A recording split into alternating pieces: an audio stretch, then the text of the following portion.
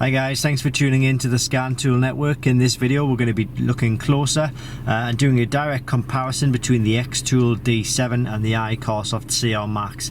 These are two tools which are in direct competition with each other, so it'll be interesting to put them side by side to see which one comes out on top. And what I'll do at the end of the video is I'll give you my personal recommendation as to which of these tools I would personally buy if it was my money going forward putting into one of these tools. Before we go into the video, I just want to say that there are fakes, there are clones on the market of these tools, so if you are interested in picking up one of these tools, I'd highly recommend using the links in the description below this video. That will ensure you do go to the genuine and official product. Okay, so just a word of warning on that. So you can buy these just by the links in the description. Now the prices of these tools at the moment, at the time of making this video, this tool is £359 UK pounds. This one is 479 UK pounds. However, with this tool here, there is a discount code and it gives you like 8% off.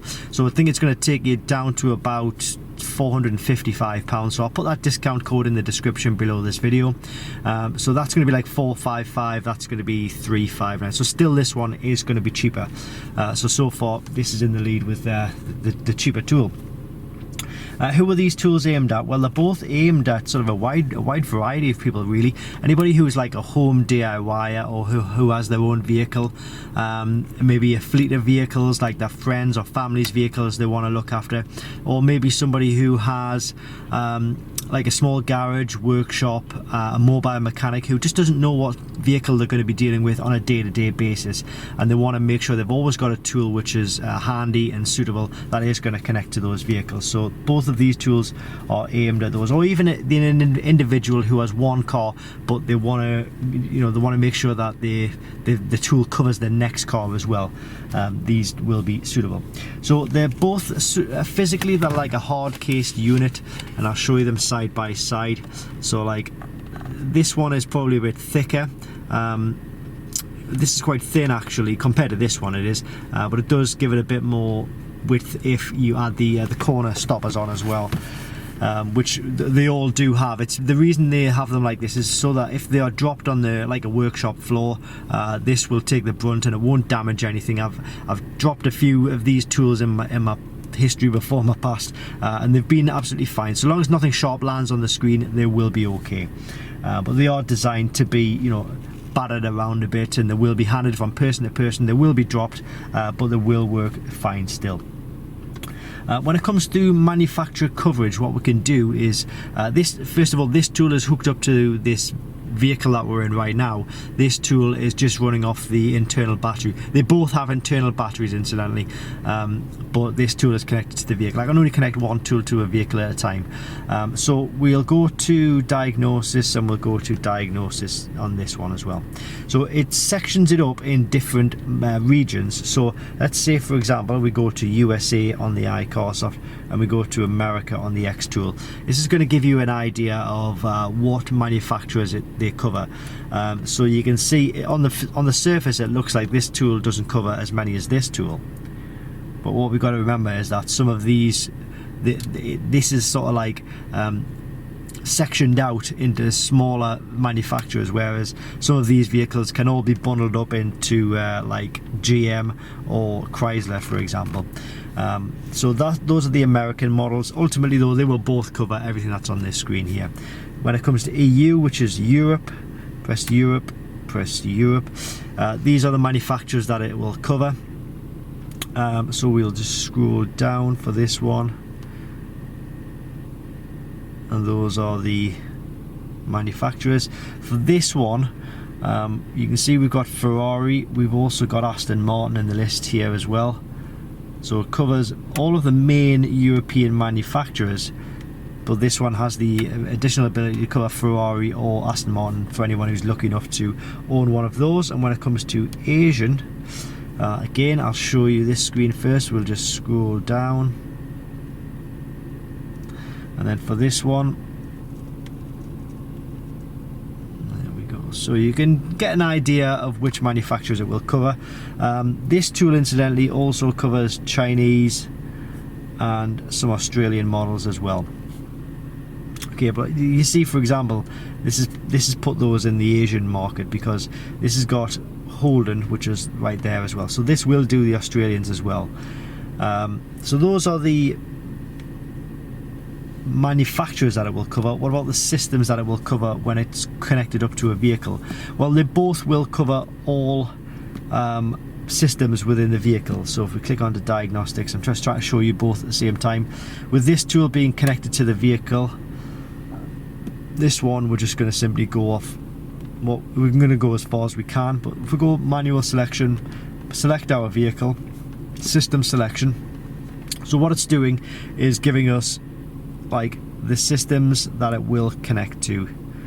Okay, so any of these systems, so it's got all of the main systems like the engines, airbags, ABS, transmission, power steering, parking brakes, tire pressure monitor sensors, you know, the controls if you've got like air suspension, things like that. For this one, this will do exactly the same. I'm just going to use any vehicle really. Let's see, a 2009 model. It should just give me a big list of systems. So control unit. There we go. So these are all of the systems that I can connect to. It's telling us unknown because it's not connecting to any of them, because it's not connected to the vehicle. But ultimately though, depending on what vehicle you will select will depend on what it shows on screen, okay? Because every vehicle is different. Every vehicle has different systems installed to it, so the list is always going to be different. But ultimately you can assume that for both of these tools it's going to allow you to connect to all of the systems that the vehicle have, okay? When it comes to special functions or service functions, we'll show you that screen as well. So we'll go service function on this one and special function on this one. So this, taking note of all of the systems that it covers, or the service functions that it covers. We've got 15, 20, 23 service functions here. Okay, incidentally that says immobilizer. It doesn't do immobilizer like coding or anything like that. It doesn't do key coding. You need a special tool for that, but just because it can be quite confusing. But it can repair faults with the immobilizer and things like that, but it doesn't do key coding. Okay, for this one here, this one does have key programming.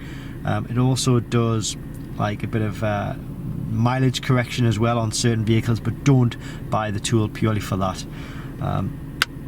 So this one's we've got 15, 20, 25, 26 service functions versus 23 service functions.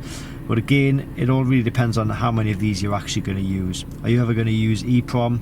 Are you ever going to use mileage correction, language change? You can say the same on both of them, but ultimately they both do the main special functions like DPF regeneration, electronic parking brake, steering angle sensors, injector coding, brake bleeding, TPMS reset, new battery registration, oil service reset, etc. Okay, they're not wireless. They both require a cable like this, which goes into the top of the tool in order to get a connection with the vehicle. This tool, there will be a wireless Bluetooth version coming soon, but honestly I would say buy the wired version, because it's going to give you a much more stable connection. I've tried Bluetooth kits in the past. Sometimes they're a little gimmicky, a little flaky, unless you're buying like a super high-end tool which costs like £2,000. The lower cost ones can be a bit flaky and not always give you the connection that you need when you need it. So live data, they'll both give you lots of live data. I'll use this tool here as an example, but ultimately they're both going to give you the same types of live data. You'll get special functions, you'll get live data from all different sections within the vehicle. So here we've got engine. If we wanted to find DPF live data, you know, we've got like we can find soot contents at certain levels, ash volumes, temperatures, time since last regeneration. So, and this will give you exactly the same, to be fair.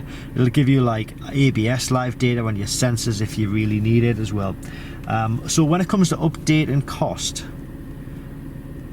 this is where they differ again, because this XTOOL here gives you free updates. I'm just coming out. This gives you free updates for 3 years. and then after that you have to pay an update charge of $100 a year, which works out at about £77 per year. So that is the update cost of this. This one here, the ICARSOFT tool, gives you free updates for life. You'll never have to pay another penny once you buy this tool. When it comes to support, help and support, you can use help. You can go through the links on the actual tools itself. They will give you help and support directly through the apps on here, which is really good. They both allow you to do printing. So what you can do is click on report, diagnosis report, and let's say you just wanted to click any of these. You can pre-populate your workshop information, and it shows you like the vehicle information, and you can select any of these. It shows you the faults that they've been getting or what's been done on that particular test. So it shows you all the live data on this one, in fact. But you can get them where you just simply get fault codes. I'm trying to find one where it's just fault codes. There, it's got fault codes here. Okay. So that is that. This will do the same for you as well, though. This will generate like a report, and you can print off the report to your customer if you so wish, or you can just have them for your own particular use. So you can print those. Power supply, they've both got an internal battery, as I mentioned earlier. Whoops. But they will also charge when they are connected to the vehicle as well. So just always be mindful that you probably will need to maybe just keep it on charge. Screen size, they've both got the same screen. It's like a 7-inch LCD screen. Languages, they both do multi-languages. If you go onto the setting, see this one here has lots of different languages, and again, settings here, language, lots of different languages there as well.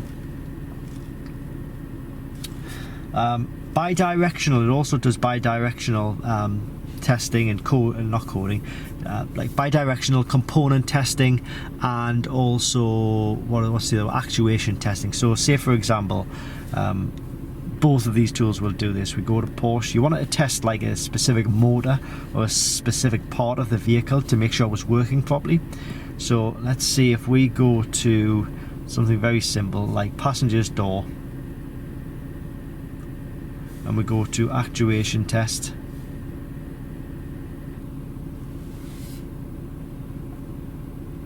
and it's gonna, so we can do these tests if you like, and it'll test the system. So we go lower power windows. Okay, just going to use that as an example. Let's come out of there, click on to start. This section is a little bit slow, and then we go next. So when I click next, just listen out for the window going down. There we go, that's gone down, and we can stop that. As I say, it is a little bit slow. Go back, and then we can just raise it again, just to make sure it's working both ways. And there you can hear it going up. So that is just a little example of actuation test, but you can test all manner of systems in and around the vehicle for that particular function or that particular service, which is a really handy thing to have. So I mentioned at the start that I would tell you which of these tools I would personally recommend if it was my money,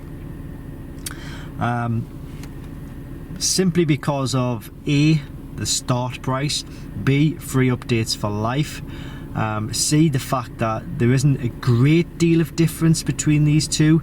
I would go for this one. The only reason I would go for this one is if, say for example, I wanted to well, diagnose it on like a Ferrari, it's not Ferrari, well yeah, Ferrari or an Aston Martin, some like high-end vehicles, or the other way, the other reason I would go for this tool would be for the special functions if I wanted to do, say, like key programming or like mileage correction. But don't rely on this tool for mileage correction. It works on some, it doesn't work on others. Like I'm not sure if I showed you this before, but we can click into here and we could go, for example, let's say we want to change the mileage on a Land Rover. Well, it shows you some. It's no good if you've got a Discovery 3, for example, or a Range Rover, I don't know, whatever's not there. I can't think off the top of my head. So just be aware of that. Jaguar again, gives you some, not all. Maserati, some, not all. Peugeot, one particular vehicle. Vauxhall. So you know, it's not a full-on something that you can rely on for that particular purpose. But anyway, I'd definitely go for this one if it was my personal money. But what, as I say, I'll put links to both of these kits in the description below this video. Please make sure you use those links because they will take you to the genuine product. Guys, thanks for watching this video. I hope it's helped you. I hope it's given you a bit of information as to maybe which one of these tools to buy, or ultimately what they will do for you and your specific needs or circumstances or purposes. Thanks for watching, and I hope this helps.